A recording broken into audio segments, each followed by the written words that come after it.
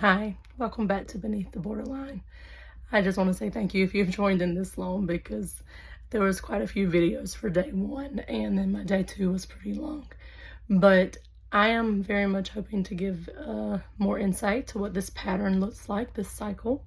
I'm hoping that it will reach somebody who has borderline personality disorder and that they will feel seen. I hope that maybe a family member or a partner also will feel seen on their flip coin of the journey. And if I thought sharing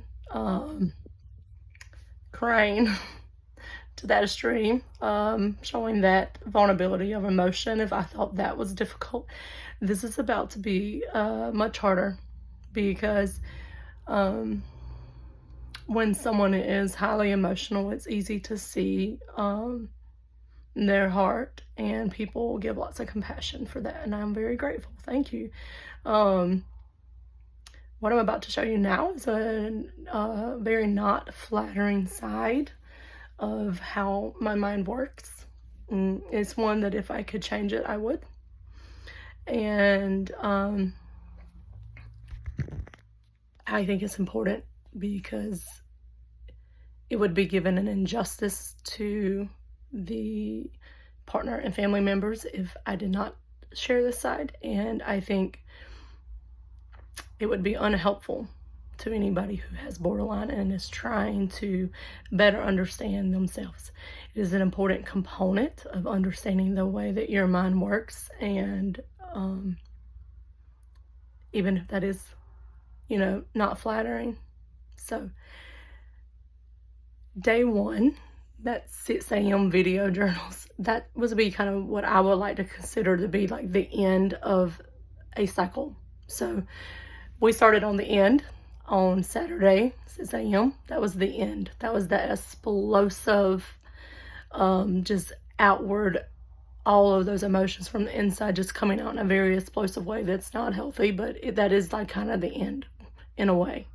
It never really ends, it just kind of restarts and keeps rolling, but we're going to consider that the end, just for clarification purposes as I keep talking about this throughout the journey. And I have already cycled onto the next phase, and I'm going to call it kind of like phase one. And Saturday morning was the end. Sunday night, when I lay down to sleep, that would have been what I like to call kind of the first seed of thought to come into my mind, and the battle begins. So that's the part I'm going to share. Those seeds are very not becoming, and they can be quite hurtful to put out into the public. They can be taken in a multitude of ways, but at the end of the day, I'm trying to reach a very specific group of people, and they will understand what I'm talking about. And I just want to preface before I start sharing these like seed thoughts that they are not reflections on my partner, but they are reflections on more of childhood fear, childhood hurt, and it has penetrated every aspect of my life. And because of that childhood, we'll call it like the little me mind will forever be kind of stuck in this fear, this paranoia, and it plants these seeds that then older me, like me when I'm not highly emotional, can override. I can say that's not valid. that's not real, or that's so extreme to what's going on, right? Like what may be happening in my present day may be like this big, but in my mind it's like ginormous. There is no if you're going to put something on a scale between like 1% and 100%, for someone with borderline, there's no 20, there's no 30, there's no 45. Like you're either at a 0 or you're at 100. And you're trying to find that middle ground the entire cycle. Every time.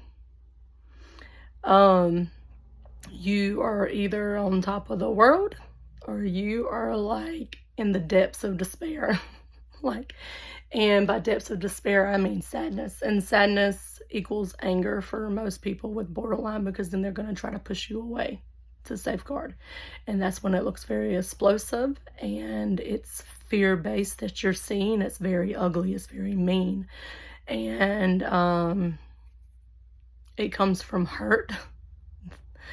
Doesn't make it better. It doesn't excuse it. But it's good insight to have. It comes from a place of hurt and fear. And just because the older you knows better, your younger mind was so impressioned. That's probably not the right wording. Younger me cannot let it go, right? I've had so much therapy on it. I've had two very incredible therapists, one in my teens and then one in my much more adulthood. I highly recommend EMDR for anybody who's doing any type of trauma work. If you have a talented therapist, it is life-changing. I'm just going to throw that out there. But it won't change the way my mind works in that area.